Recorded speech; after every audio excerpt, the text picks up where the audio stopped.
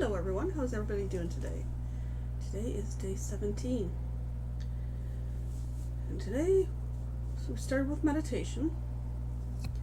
And we were to find a place that makes you feel calm. You sit in that place. You just take in your surroundings. Is it cement or concrete under your feet? Is it sand? Is it grass? Look around. What do you see? Trees, buildings, water. And look up. Is it the sun? The moon you're seeing up there? Is it dark? Is it light? The first place I thought of when I thought of feeling calm took me back a bit.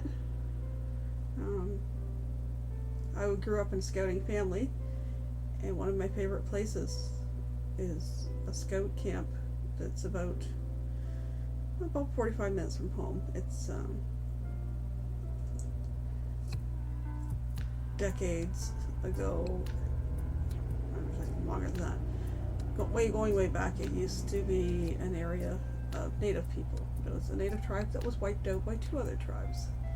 So it's named for the tribe that used to be there. And it was an area, you come in, there's buildings, and then you go over a hill and and then the second part, there are some cabins to one side. But over to the other side, it's all trees and sand dunes and bushes, anything, all kinds of nature you can imagine. Now there is a river off to past the cabins, but this one for change wasn't a spot near water, which is usually where I've gravitated to. But at the bottom of the hill, around to the right, was there an area? There was a campfire circle there, but just over in that area, it's all very secluded and surrounded by trees, and the sand dune kind of curves around, so it's kind of a sheltered little area. And that's where my mind went to when I wanted someplace calm, because it's way away from the highway. You don't hear cars, you only hear nature. And then we were imagining ourselves in that place, and then we said to imagine yourself with a shield of protection around you. The shield could be any color you want, or it could be like a translucent bubble. And in that bubble or shielded area, we're to sit and feel the energy in that space. And I sat for quite a while, imagining, and I in that bubble, and I could feel myself surrounded by energy, and it was very positive and very healing. And we can control within our bubble. Even going through life, we can control what's in our bubble, but we can't control what's beyond it. And that's what we need to focus. We need to focus on our own little bubble, controlling our energy and the healing and all we need within our bubble, and all the love. What's beyond it, what's going on out there, we can't control that. We can only adapt to it. And then Jay had us repeating to ourselves the mantra of the Om. He was playing music that had a real deep voice doing Om. And you could feel that vibration and frequency kind of going through you and energizing you. And it was a really interesting experience. And just continued to listen to the Om and the music. It was like a pan flute music in the background. And just kept doing our breathing. And then when we were ready, and we felt safe and ready and calm, and just came back, opened our eyes, and moved on to the next thing. Which the next thing for me was doing my reading.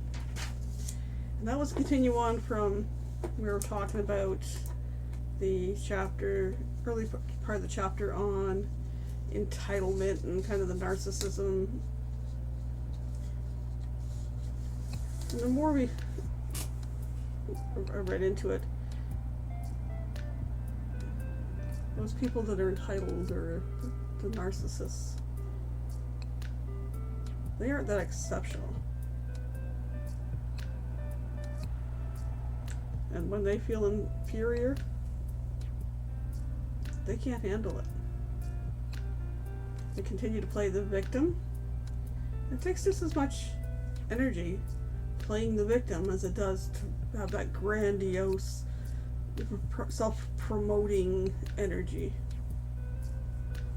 And then with playing the victim, they act like they have the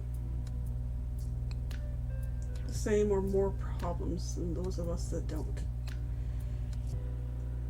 But there's no such thing as a personal problem. We think we have such personal problems, but chances are, if we look beyond ourselves, there's thousands, maybe millions of people out there with similar problems. And realizing that, whether ourselves or those that feel entitled, is a first step.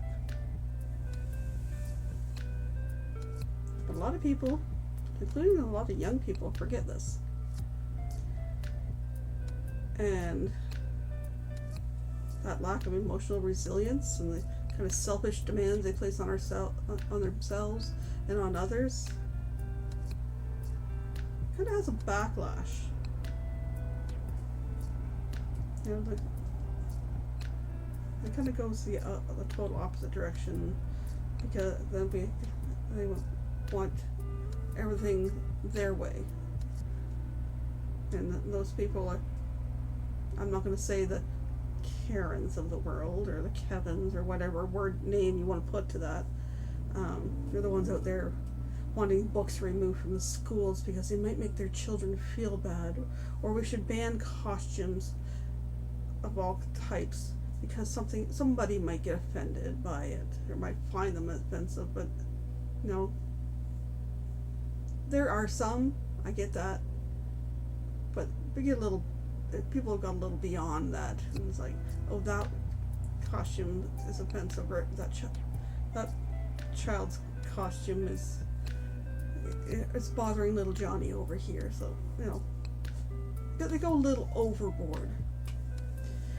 And then the counselors note that students are showing signs of emotional distress over run-of-the-mill experiences.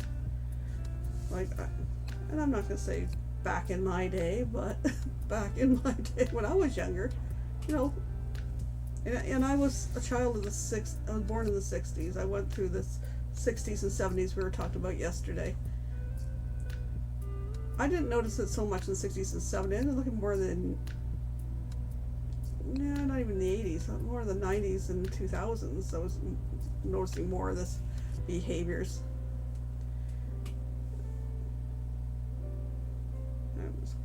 Jump ahead there. People getting upset and offended over things. And in recent times, with all the technology, the internet, the social media, the benefits are fantastic. But perhaps it's having some social side effects. The author goes on to talk about, even if we are exceptional at one thing, chances are we're average or below average at most things. And more thinking more the people that think they're all that, the narcissists or the entitled ones, or there's many different facets of that. They're great at one thing, and there's a lot of time and energy goes into that one thing. Somebody might be an exceptional business person, but they're a screw up in their personal lives or in their home lives. You got your extraordinary athletes. They can be as shallow as they're dumb as a stone when they get outside their team and take the sports away. And I'm not saying all of them, but just there's quite a few, you know. And there's many celebrities. They're probably as clueless about real life and what goes on in real life as the fans that gawk at them all the time, because they've had all that and then they're put up there on that pedestal. When they get outside that, and you know, or you know, the maybe the music or the acting choices or opportunities don't come around, it's like, well, how do you sit back and do the real life stuff? Having access to internet, Google, Facebook, YouTube, maybe 500 plus channels on your TV. There's such an overload of stuff out there that we have such a limited attention. And there's no way we can process all that information coming at us. You know, we Google everything, every little thing. Oh no, you know, I got this symptom, or you know, how do I solve this problem? We turn to Google instead of, you know, thinking on it and working on it ourselves. Google it. Yeah. Technology has solved all problems, but it's giving us new psychological points. Something to think about. And then I'll go on to the next chapter in my book tomorrow. Right there. So I did a lot of work on my computer. I did some other reorganizing of some things just here and there. Nothing really focused yesterday. Things kind of got away from me, and like I said, I'm not going to focus on what I didn't get done. I'll get it done eventually. Sometimes I need to just spend time with myself or with my kids or with the dog, you know, just chilling. And we did a bunch of that. And then I spent time talking to friends, you know, my online friends. I have a limited amount of friends around here, and everybody seems to be busy right now. So my online friends are in my bubble right now. So thank you for stopping by. Thank you for watching. Let's see what happens tomorrow. Take care of yourselves. Love you all. Bye for now.